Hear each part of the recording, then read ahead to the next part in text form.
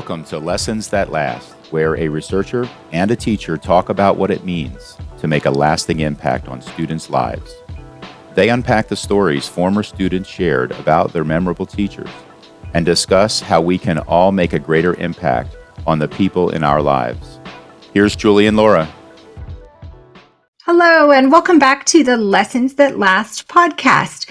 I'm Julie Hassan, professor, researcher, and with me is my charming co-host, Laura Estes-Swilly.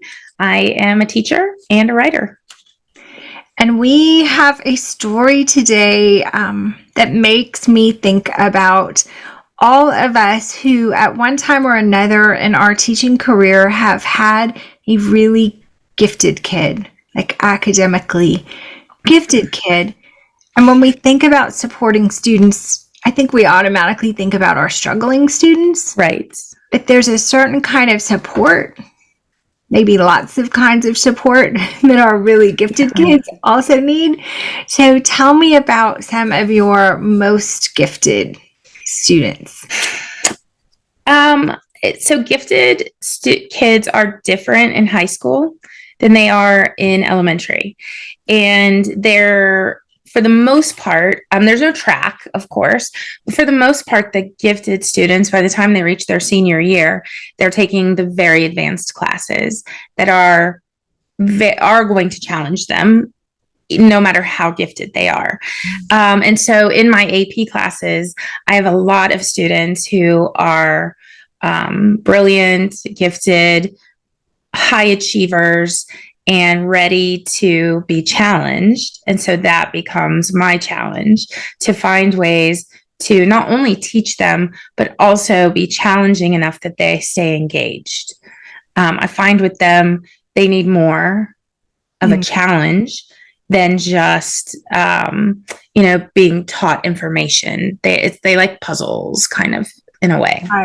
Right. And when I think about mine, in terms of like second graders, sometimes the lessons they needed were about trying to understand and work with their peers. Yeah. Because their peers didn't think the same way they did or didn't learn things as quickly as they did. And so some of it was, how do you navigate a world where not everybody thinks like you, Right. And they definitely need that lesson. And even in high school, I know I have a student right now who's very smart, very bright, and socially still maturing. And every once in a while, that student will say, "Oh, well, that was stupid," about something someone else said. And so I always address it immediately, because we're older, we're going to handle it differently. And they are very, they're very forgiving of each other. Mm-hmm. And so I just say, you don't have to agree, but we're certainly never going to talk like that. And there's always an immediate, "Oh my gosh, I'm sorry," because it gets away from them. You know what I mean? They want to be kind. I think even your second graders, they want to be kind. They just can't stop making a note of how stupid things are around them. Right. And I do think it's difficult as a young person to understand that other people's realities and the way they look at the world and move through the world is different.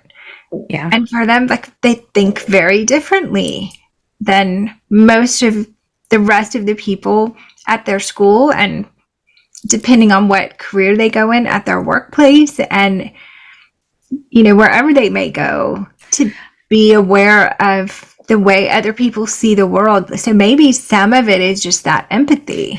Mm-hmm. True. And I was also thinking, though, as they get older, the idea of not everyone sees things the way that they see them can also become a burden. You can feel like you're wrong a lot.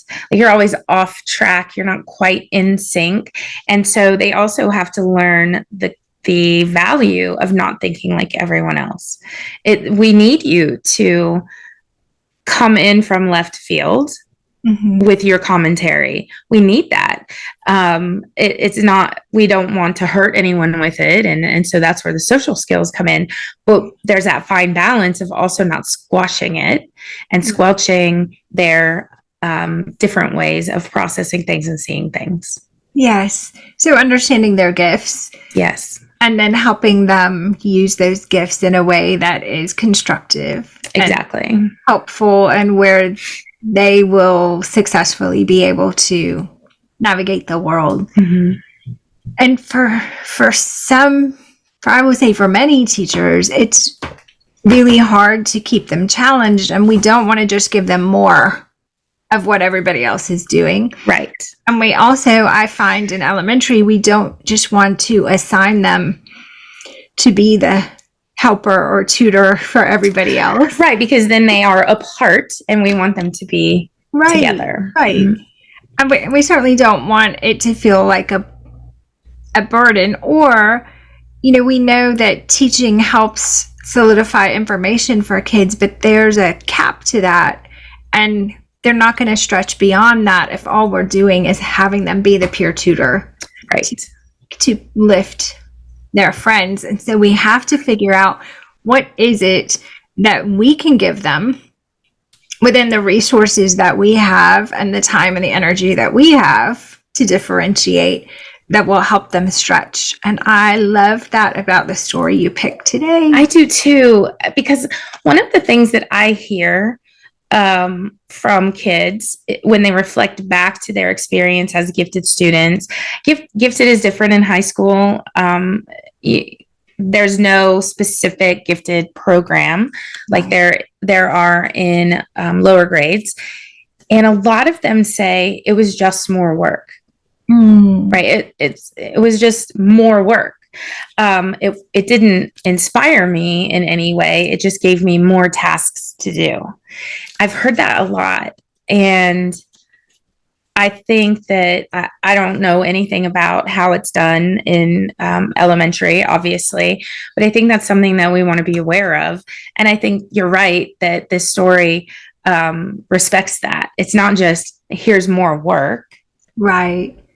Or accelerated. Like, we're not just going to go through the same book faster. Right. Right. Or double it up. And I will give a shout out to Kim Urbaniak and Jacqueline Cabbage at Stowers Elementary, who are gifted, run that gifted program there, and are so deep into project-based learning. Yes. So have kids working on projects that are really interesting to them. So there's a lot of choice. And then it's deep, right? We go deep into this project and do some investigation, and we write about it, and we collect stats about it, and we teach our friends and our parents about it. And it's so beautifully done, the way these two have worked together to create that project-based kind of curriculum. Right. And as you're talking about, we have to find a way to meet those kids' needs, is not just giving them more work or making them the helper or the tutor. That's what I'm thinking about, the projects, the self-selected, self-directed project that is of high interest, because then it's not like more work. It's something I want to do. Mm. And then I wonder, as you say that, wouldn't all kids benefit then from being treated a little bit like gifted kids, with some choice and some depth and some projects? Yes, I agree. I will say there is, though, and you know this, and all educators know this, there's a difference. If I'm coming to my highest level kids with choice of project, choice of topic, total choice, they can handle that. But my lowest level kids can't necessarily handle that wide range of choice, of self-direction, self-selected, even they need more. And could it be that they've never had that opportunity as That's younger what I'm kids? thinking. Like, as you say that, I'm like, maybe they just need more guidance and choices. Because I would hate to think for our gifted kids, they have all this choice and ability to explore. And then if you're a struggling learner, you are restricted in, like, you have no choice. We're going to remediate you. Right. So we remediate the life out of you. yeah, like I'm thinking, we talked last week about my struggles with learning fractions. And of course, this was in the 70s. And I think everyone was taught the same way in the 70s. But as a struggling student, there was lots and lots of practice and lots of remediation and lots of tutoring and just hard work, like bare knuckle work. But was there a way to approach fractions that might have made more sense to me with, cooking or shopping or looking into how fractions help us make decisions about a lot of things? Maybe. I know I was only in second grade, but I was bright. And I wonder if instead of remediation, I had the opportunity to do that skill in a remedial way, but through a choice project. I'm thinking about you and your forever sense of fashion. What if you did the fraction of the kids who are wearing Jordache jeans? Right. I'm so mastered fractions. Or, okay, little Laura, you're going to the mall and this store has a 30% off sale and this store has a 25% off sale. And here's your budget.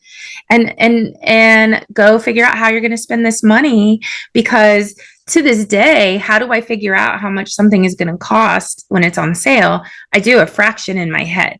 Right. So if I had to learn that, right. Yes, 1/4. Yeah, exactly. So I think there are a lot of ways to approach something, but I see in my lowest level kids that they don't know how to handle that level of freedom.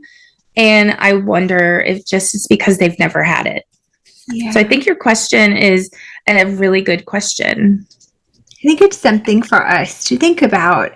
There's a great book. I want to say it's Yvette Jackson is the author. She's amazing, called The Pedagogy of Confidence.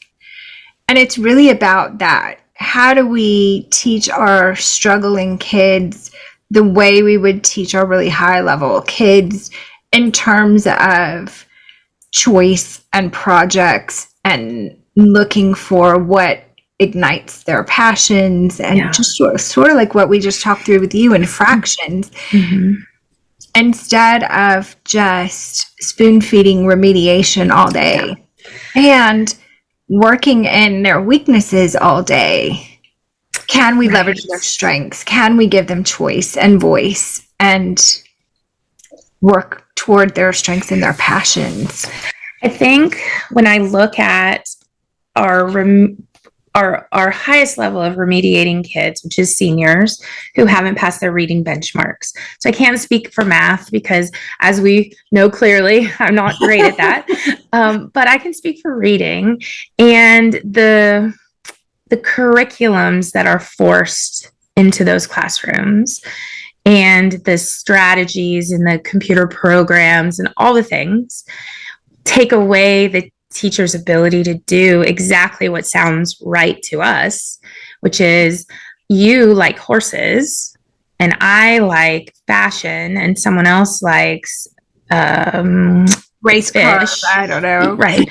And so let's get into what you like with reading and with writing. And that's how we remediate. That's how here's another article on your horses, Julie. Let's look for the main ideas so we can include that in your really cool poster that you're making about horses that we're going to display in the hallway for everyone to see. Whatever. But the teachers are robbed of that privilege. And so then the kids are robbed of that opportunity. That's true. And it's such a fear-based way of teaching. I'm afraid they're not going to be able to learn that way. And so, or learn or get there fast enough if I don't have control over all the choices. Right. Yeah.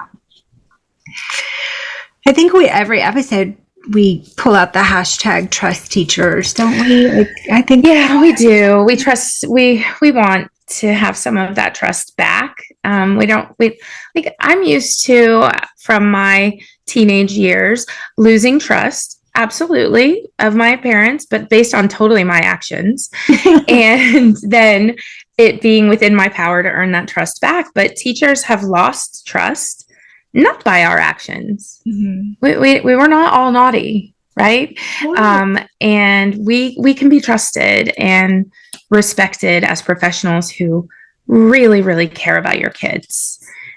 Yeah. And I think in the case of what we're talking about in terms of curriculum and pedagogy and strategies, we're also talking about trusting kids, and not just the high achieving kids, but I think the kids who need to be maybe trusted most with some choices are those struggling kids. Yeah, that makes me feel kind of sad. Well, let's pick it up then. Let's turn that frown upside down and let you share Sean's story about the way he was inspired in Mrs. Burnett's classroom. And maybe that will help us circle back to this. Okay, let's do that. And I promise you, I had the story queued up, and now I have it back. Okay. As a young child, I didn't feel like I belonged in school. I learned things quickly and easily, and I had a big appetite for books and information. So when I went to kindergarten, I was a proficient reader and knew how to add and subtract. I found no value in the letters and numbers lessons happening in my kindergarten class. If I had enjoyed art or outside play, I may have felt more excited about school. Those feelings persisted through first grade. I would quickly get through the work so I could take my book out and read. School changed for me in Mrs. Burnett's second grade class. During math time, she would give me problems to solve. During reading time, she gave me baskets of books on different topics and let me write papers about what I learned. After I completed a paper about dinosaurs, she asked me if I would do a presentation for the class. She sent me to the computer lab to create slides and met with me to plan the talking points. I was nervous and excited as I stood in front of the class and explained the differences between carnivores and herbivores. The other kids started raising their hands and asking questions. I experienced an amazing sense of synergy and suddenly felt like a valuable member of the class. My presentations became a regular part of science time, and I became hooked on teaching. Mrs. Burnett helped me see the best part about learning something new is sharing that learning with others. Oh, Sean. And I have to say, because it didn't come up in his story, but I met him at a conference. And when we were talking about this project, he shared this story that he is a biology professor. Of course he is. That's so great. And so he's not in K-12, but he is still teaching. Yeah. And still had that really clear memory of when he fell in love with teaching. Yeah. And Mrs. Burnett, I think, would have to be the genesis of that. I know that he came in really bright and ahead of things. So obviously he came from a family that really supported education and learning, but sounds like he was quickly burning out on school. Yeah. And that happens to these bright kids sometimes, where we lose them. And I see them later and they're still lost. They're still brilliant, but they're not doing school. And so he ran into her at a perfect time, and she knew just what to do to inspire him. How great is that? Yeah. She lit that fire. Yeah. And made him feel like he had a part to play in that classroom. Yes, that's what I love when he said he finally felt like a part of the class. An important part. Mm-hmm. And I love that the other kids were raising their hands and asking him questions. So he was, in some ways, co-teaching some science lessons. He was. And I used to do a project We've had a major curriculum change, but I used to do a project where I let them choose anything they wanted. They did the research and then they did a presentation very similar to this. In my honors, in my regular, we all did it. And so there's more scaffolding with the regular classes and maybe more parameters with the regular classes because, like we said, they're not used to that choice.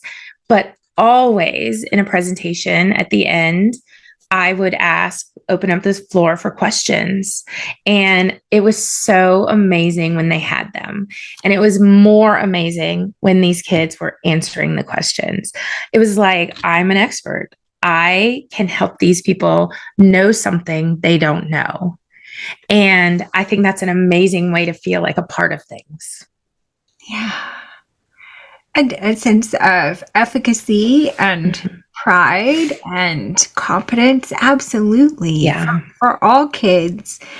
And especially for him, in some ways, there was some social efficacy and confidence. Yes.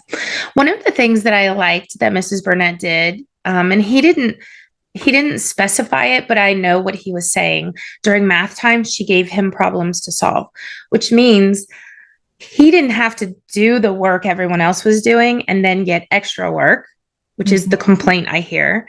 She gave him work on his level that would push him, help him grow. Yes. When it was reading time, he wasn't doing the same lessons as everyone else.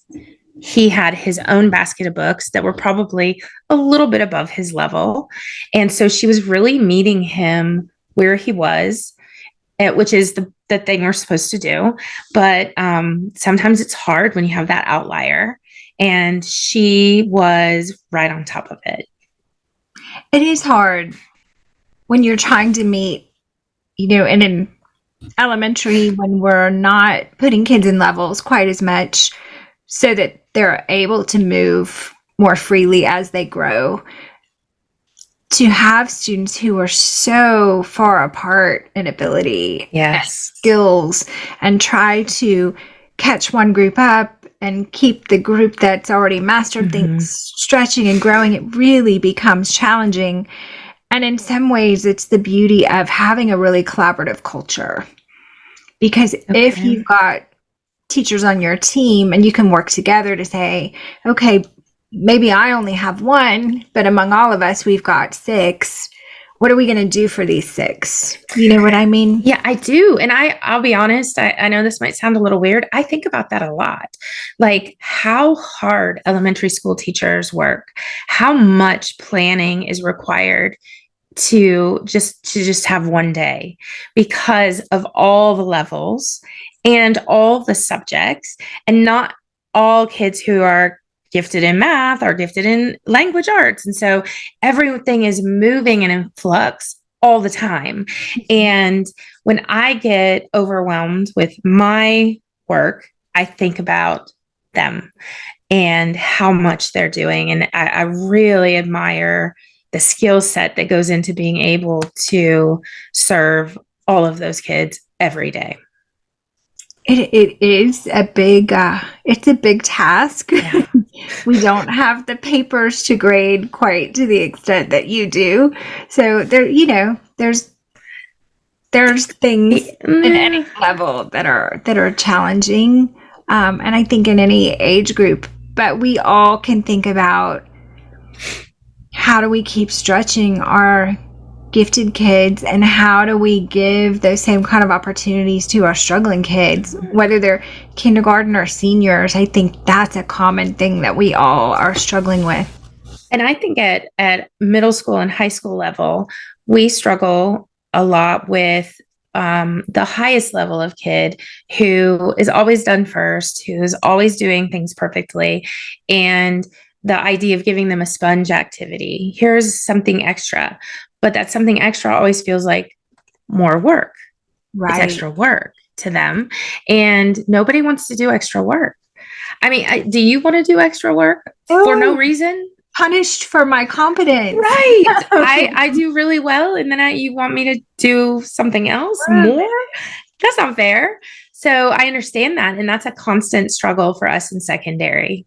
Yeah. And I was a kid, and I know you were too, who once I got past early reading and became a really proficient reader, did pretty well in language arts classes, and I would just want to like take out my book and read, which is great, but I'm not sure how much stretching and growth came just from that. Almost needed some guidance from a teacher to scaffold some of that and not just be free range reading all the time. So free range reading is beautiful, but it's a purpose to the task, and we want kids to read for pleasure. So I don't think there's anything wrong with that in the classroom, but do we want them to amp it up a notch, go up a reading level, go like into the next skills level? Do we want them to work on some sort of, like we talked about with The Outsiders, a journal of questions of the big ideas about what they're reading? Something like that would have been then structuring it for you a little more. Yeah. I worked with a great teacher, Stacy McCormick, who I know listens to this podcast. And I remember her at some point with her high readers giving them like a genre map. And she would say, I always see you reading historical fiction. Have you thought about reading some nonfiction from that period? Or have you thought about maybe a fantasy story? Like just try reading from a broader range. And that did help stretch some of those higher level readers, because they would get in this comfort zone of the kind of reading they loved. And it did stretch them to have to read outside of that genre. Absolutely. In college, so this is a lot of work, but I could see it really working with those high level readers. I had a course where we would read a book a week. It was a book a week. And for every book we read, we had to read a companion book. Something, it could be same genre, similar theme, whatever. And we had to do a sort of a write-up on it and bring copies for everyone in the class. So by the end of class, you had hundreds of informational sheets about novels. But you could do that with a kid really easily. Okay, a companion piece that you can make a connection to, and then asking them to make that connection is that next level of learning that you're talking about.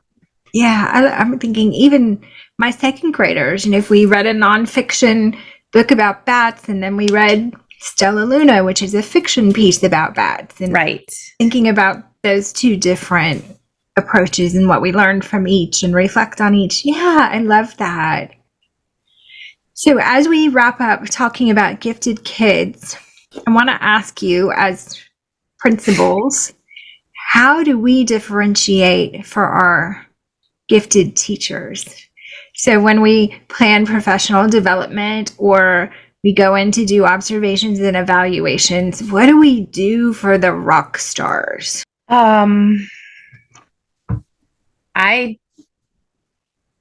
I don't think that principals differentiate.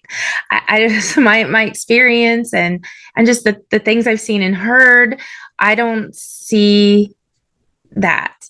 I think the differentiation is when you are tapped to work on a specific committee or a specific project because you are one of the rock stars.